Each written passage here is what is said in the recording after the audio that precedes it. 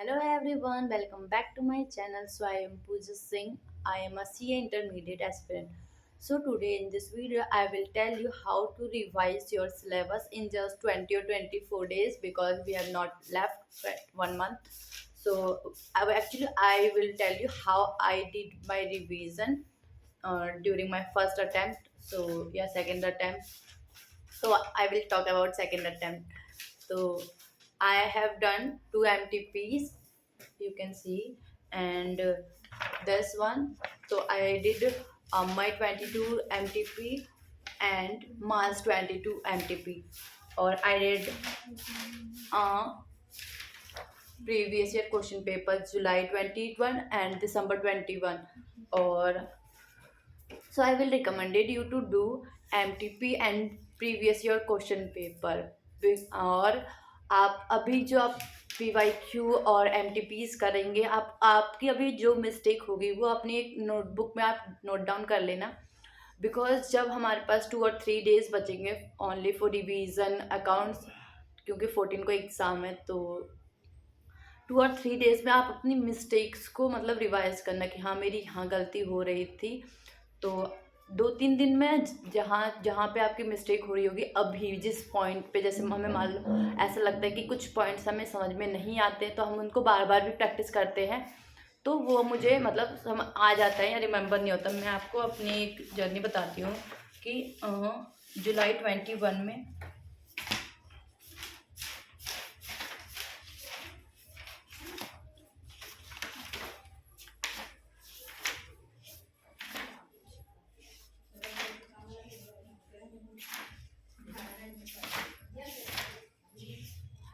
जुलाई 21 में स्टॉक का कैलकुलेशन का क्वेश्चन था, जो मुझे मतलब समझ में नहीं आता कि कैसे कैलकुलेशन करना है। बुक में मतलब दूसरी तरीके से दे रखा था और मॉड्यूल में मतलब दोबारा से चेंज करके भी दे रखा कि स्टॉक की कैलकुलेशन ऐसे करेंगे।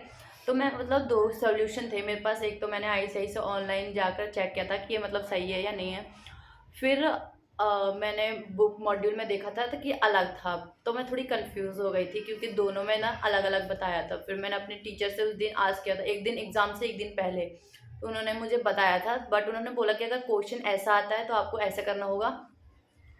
बट मैं ना जब एग्ज़ाम में देखा मैंने कि वही डिक्टो क्वेश्चन आया था, मतलब नंबर्स चेंज थे लेकिन सारे जो पैराग्राफ थे वो सेम थे। तो मुझे मतलब ये तो याद नहीं आया कि मतलब उसका कैसा था, लेकिन मुझे प्रोसेस याद था क्योंकि वो मैंने 1 डे बिफोर माई एग्जामिनेशन किया था। तो मैं वही बोलूँगी कि अगर आपको जो मिस्टेक्स होती हैं उसको आप अगर बार बार करते हैं, कुछ अगर मतलब हमें रिकॉल भी नहीं आता है, तो आपने जो प्रोसेस किया होगा एग्ज़ाम टाइम पे सारे प्रोसेस अपने आप याद आ जाते हैं। कुछ चीज़ें होती हैं जो हम भूल जाते हैं, लेकिन हमें जहाँ डर लगता है वो प्रोसेस हमें जल्दी याद हो जाता है। तो मैं वही कहूँगी, आप MTP PYQ क्वेश्चंस करें, अब तक जितना पढ़ लिया है वो उतना सफिशियंट है, और उनको आप रिवाइज करें।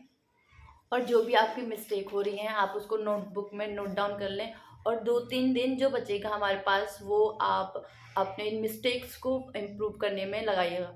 और हमारे पास होता है कि डायरेक्ट क्वेश्चंस आते हैं, तो डायरेक्ट क्वेश्चंस के लिए मेरे पास एक PDF है, मैं प्रोवाइड कर दूंगी। उससे बाहर का क्वेश्चन एक भी नहीं आएगा, वो भी मुझे CDC से मिला था, तो मैंने जितने भी डायरेक्ट क्वेश्चन थे वो वहीं से पढ़े थे और सेम आया था।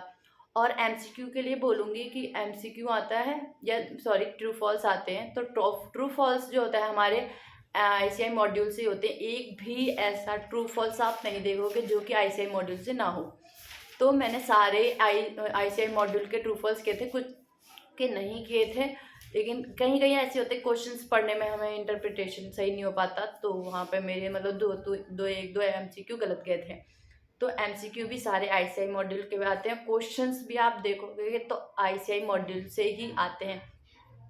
तो आप अगर ICI मॉड्यूल भी अच्छे से तरीके से कर लोगे तो भी आपके लिए सफिशियंट है, बट रिवीजन इज नेसेसरी। 2 और 3 आवर्स अभी से देना स्टार्ट कर दो आप अपने अकाउंट्स को, क्योंकि ऐसा होता है कि फर्स्ट अगर एग्ज़ाम अच्छा जाता है तो ऐसा लगता है कि हाँ अब सारे प्रोसेस सही जाएंगे। मेरी फर्स्ट अटैम्प्ट में हुआ था कि मैं अच्छी अकाउंट की मेरी को मतलब शुरू से ऐसा था कि मतलब मेरे को अकाउंट अच्छे से आता है, तो account is my best subject, तो ऐसा था। तो मैंने फर्स्ट अटेम्प्ट में तो गई थी मैं एग्ज़ाम देने, तो मैंने जब क्वेश्चन पेपर देखा था तो क्वेश्चन पेपर देखते मुझे इतनी खुशी हुई थी कि मतलब ऐसा लगता है सारे आते हैं, मैं 100/100 ला सकती हूँ। बट मैंने इतनी सिल्ली सिल्ली मिस्टेक करी हर जगह, और मतलब मेरा पूरा क्वेश्चंस कट गया उनकी वजह से। सो मतलब फिर मैं घर आई तो मुझे अपनी मिस्टेक्स पता चल गई कि मतलब मैंने कहाँ कहाँ मिस्टेक करी। और यूट्यूब पे भी कई सारे चैनल होते हैं मतलब जो वो पोस्ट कर देते हैं उनका क्या आंसर आया। तो मैं यही रिकमेंड करूँगी कि मतलब आप जब भी पेपर देकर आएँ तो वो ना देखें, कोई किसी की भी आंसर शीट से आंसर शीट ना देखें, और ना आंसर बात करने की कोशिश करें। जब आपके सारे पेपर्स ख़त्म हो जाएंगे तब आप देखें, क्योंकि मैंने मतलब देख लिया था, ऐसा लगता है ना देख लूँ क्या फ़र्क पड़ता है, तो फिर मैंने देख लिया था। तो मतलब मेरा ऐसा हुआ था कि मैं ना काउंट कर लेती हूँ कितने मार्क्स आते हैं। तो मैंने फर्स्ट अटेम्प्ट में मतलब काउंट किया सारे कि मतलब कितने मार्क्स आएंगे।